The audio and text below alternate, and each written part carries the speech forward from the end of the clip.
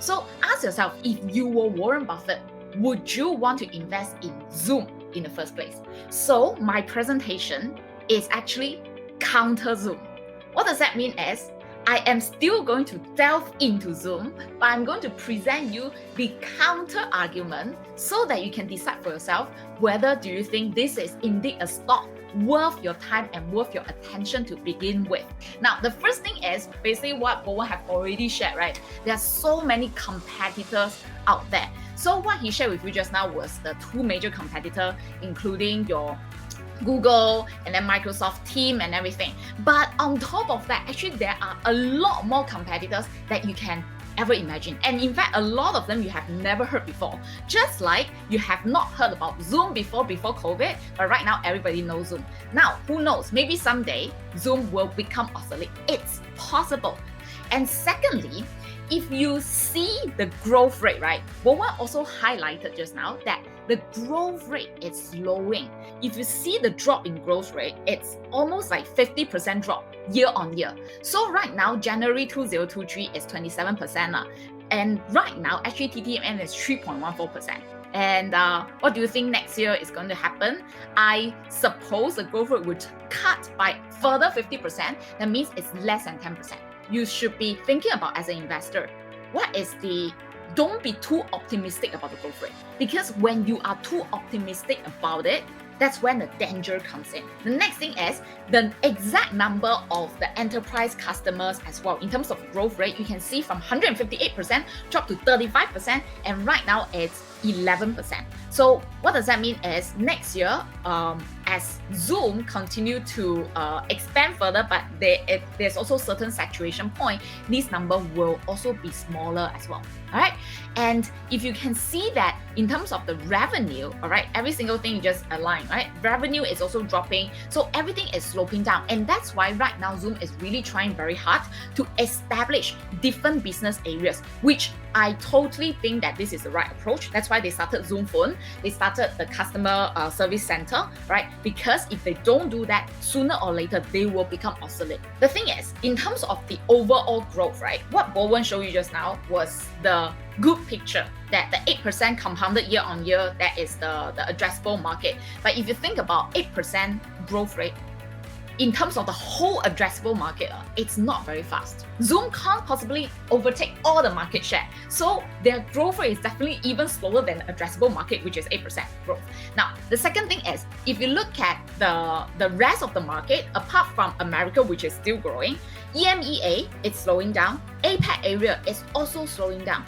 And if you want to invest in a business that gives you more confidence, definitely you want to have growth in different aspects, not just in one country region, which is US for now. If you see the PE ratio of Zoom, how many times? 3,381 times versus the 2022 was 29 times. This is a crazy valuation. You are paying 3,000 over times of the earnings of the company.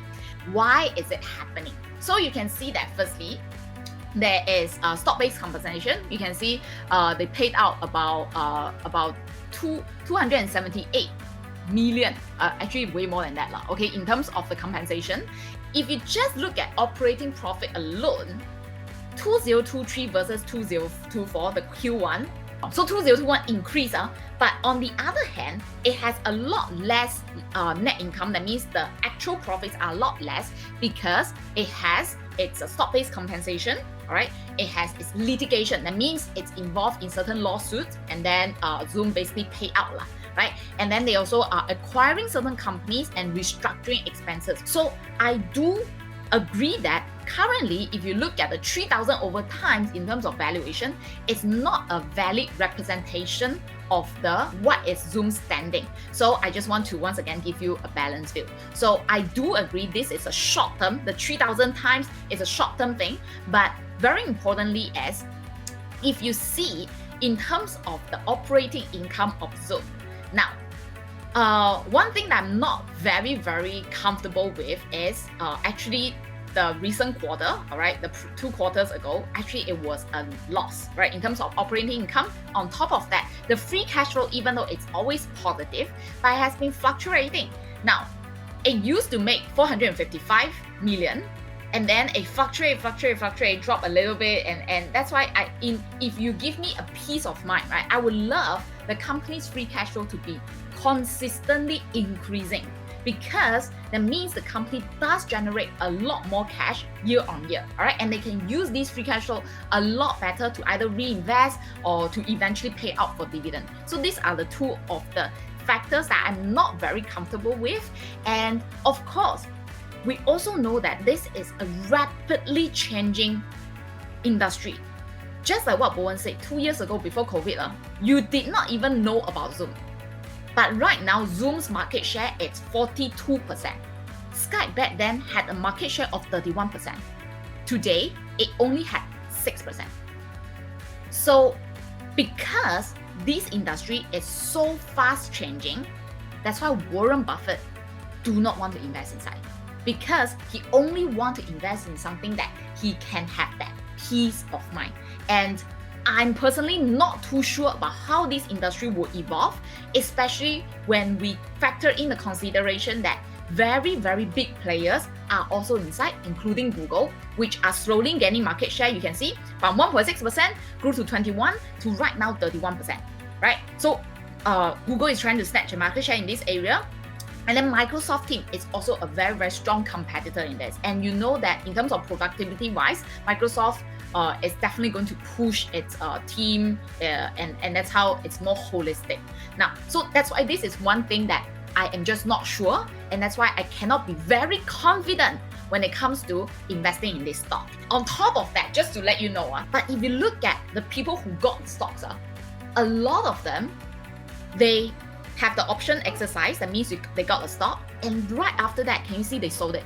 Then I was thinking, oh, then that means she doesn't have so much confidence in her company after all, right? That could raise certain alarm to me as a potential investor. That's why I'm not saying Zoom is not a good company. I think that Zoom has achieved tremendous success. And I personally also think that, wow, the stock price has dropped to the pre-COVID level when it first IPO, which does seem to be a very good investment opportunity.